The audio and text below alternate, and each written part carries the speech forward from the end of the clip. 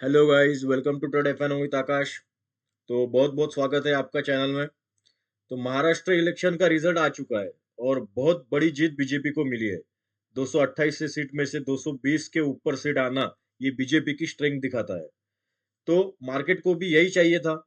जो सेंट्रल में पावर होती है वही अगर स्टेट में अगर पार्टी आती है तो डेवलपमेंट अच्छी होती है और मार्केट को यही अच्छा लगता है।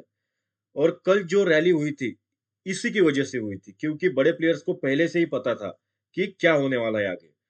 और मार्केट रिएक्ट हमेशा इवेंट से पहले ही करता है, क्योंकि रिटेल ट्रेडर हमेशा एक कदम पीछे रहता है मार्केट से और बड़े प्लेयर्स से। तो अभी के लिए सेंटिमेंट तो पूरा एकदम पॉजिटिव हो चुका है मंडे के लिए। और गिफ्ट निफ्टी भी अभी 200 पॉइंट के आसपास पॉजिटिव क्लोज हुई है। तो ये भी इंडिकेट कर रहा है कि हम अच्छा गैप अप खुल सकते हैं कल। 24,100 के आसपास हम गैप अप ओपन हो सकते हैं, यही गिफ्ट निफ्टी अभी हमको इंडिकेट कर रहा है। तो ग्लोबल मार्केट में भी कल अच्छी रैली थी। डाउ जोन्स, नैस्डैक और यूरोपियन मार्केट, सभी मार्केट में तो चारों तरफ चौतरफा हरियाली जिसको बोलते हैं ना, तो वो फ्राइडे का दिन था। तो सेंटिमेंट तो पूरा पॉजिटिव है। और एफआईडीआर डेटा भी देखेंगे कि क्या बड़े प्लेयर्स की पोजीशन है और क्या रिटेल ट्रेडर को कैसे फंसाया गया, वो भी देख लेंगे। तो देखते हैं मंडे को बाजार कैसा रहेगा। तो शुरू करते हैं मिड कैप से। तो मिड कैप वो भी क्लोज हुआ 12,300 के आसपास, और 12,325 और 12,275, ये 50 पॉइंट नो ट्रेड जोन है मिड कैप के लिए। जैसे ही हम 15 मिनट कैंडल 12,325 के ऊपर अगर क्लोज करते हैं तो फिर सीधा हम 500 तक 200 पॉइंट की रैली मिड कैप में हो सकती है। और अगर हम 12,275 अगर नीचे से ब्रेक करते हैं, ब्रेक डाउन देते हैं, तो फिर 200 तक हम एक डाउन साइड देख सकते हैं, उससे ज्यादा नहीं है। तो सेंटीमेंट जब पॉजिटिव रहते हैं तब कॉल साइड ही ट्रेड करना प्रीफर करेंगे।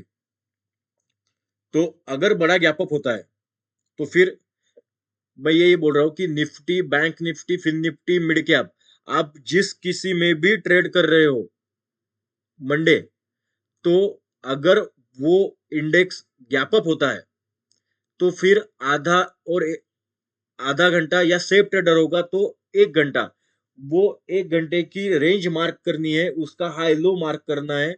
और जैसे ही मार्केट वो हाई लो को 1 घंटे बाद ब्रेक करेगा तभी हमको वो साइड पे पोजीशन बनाना है। अगर गैप अप होता है बड़ा या गैप डाउन होता है तो ठीक है, नहीं तो आप फिर अपने जो लेवल है उस हिसाब से ही काम करेंगे। फिर फिन निफ्टी, तो फिन निफ्टी में जैसे ही हम 23,660 अगर ब्रेक करते हैं फिन निफ्टी में, तो पहला टारगेट हमको 23,900 दिख जाएगा। और अगर कल हम गैप अप ही खुलते हैं 800 के आसपास, तो फिर 900 टूटने का वेट करेंगे, फिर हम 24,100 200 तक की रैली देख सकते हैं फिन निफ्टी में आने वाले 1-2 दिन में। उसके बाद बैंक निफ्टी, तो बैंक निफ्टी की क्लोजिंग अच्छी आई है 51,100 के आसपास। तो हमको क्लोजिंग चाहिए थी 51,000 के ऊपर। जैसे ही बैंक निफ्टी 51,300 ब्रेक करता है तो फिर हम सीधा जाएंगे 51,800 के आसपास। पहला टारगेट रहेगा 51,500, दूसरा रहेगा 51,800। फिर निफ्टी, तो निफ्टी हम डेली कैंडल में चेक करेंगे। निफ्टी में ये जो चैनल था, ये देखो, resistance support resistance support resistance support, और अब यहाँ पे रेजिस्टेंस। तो ये पैटर्न में हम काम कर रहे थे सब, मतलब ये 2 महीने से हम ये चैनल में ट्रेड कर रहे हैं। और ये पूरे जो रेंज है, ये रेंज में सबसे स्ट्रॉन्ग कैंडल या देखो, सबसे बड़ी कैंडल, स्ट्रॉन्ग हो मतलब बुलिश हो या बीरिश हो छोड़ दो, सबसे स्ट्रॉन्ग कैंडल मुझे ये दिख रही है। ये सबसे स्ट्रॉन्ग कैंडल है। तो अगर यहां से हम 24,000 ब्रेक करते हैं, कल गैप अप ओपन होते हैं, तो हमको अगर ये पैटर्न का अगर ब्रेकआउट देखना है कि हम आगे 26,007 था 27,000 जा सकते हैं, तो हमको देखना पड़ेगा कि निफ्टी 24,000, एक सेफ साइड पकड़ लेते हैं, 24,400 की लेवल, ये अगर लेवल ब्रेक होती है तो हम आराम से 25,000 और उसके बाद 26,000 तक जा सकते हैं। ये ध्यान रखना है। तो कल अगर 24,000 के ऊपर हम ओपन होते हैं तो फिर 24,100 और 200 हमारा टारगेट रहेगा। डाउन साइड प्ले नहीं करना है, मार्केट बहुत ज्यादा पॉजिटिव है, सब सेंटीमेंट पॉजिटिव है, तो छेड़छाड़ी नहीं करना है पुट के साथ। जो पुट लेके गए हैं उनका तो राम भरोसे काम है। गिफ्ट निफ्टी का तो कल सिर्फ ये ध्यान रखना है कि गिफ्ट निफ्टी 24,000 के ऊपर ओपन हो रही है। देखो गिफ्ट निफ्टी सुबह 6-7 बजे से ही ट्रेड करना चालू करता है। हमको सिर्फ 9:15 तक यही देखना है कि गिफ्ट निफ्टी 24,000 के ऊपर है या 24,850 के नीचे है। अगर 850 के नीचे रहेगी तो फिर मार्केट एक डाउन साइड मूव भी दे सकता है स्टार्टिंग में, ये भी ध्यान रखना है। उसके बाद देखेंगे एफआईडीआई डेटा। तो एफआईडीआई डेटा में सबसे इंपॉर्टेंट रहता है कि कल कौन सी पोजीशन में, म्हणजे कौन सी पोजीशन ज्यादा ऐड हुई या कम हुई है अगले दिन के लिए। तो एफआई ने क्या किया है, कल 3-3.5 लाख के आसपास फ्रेश कॉल बाइंग कर दी एक ही दिन में, और उनके पास अभी कॉल बाइंग है 5.25 लाख के आसपास। तो ये स्ट्रॉन्ग बुलिश होके गए हैं मार्केट में।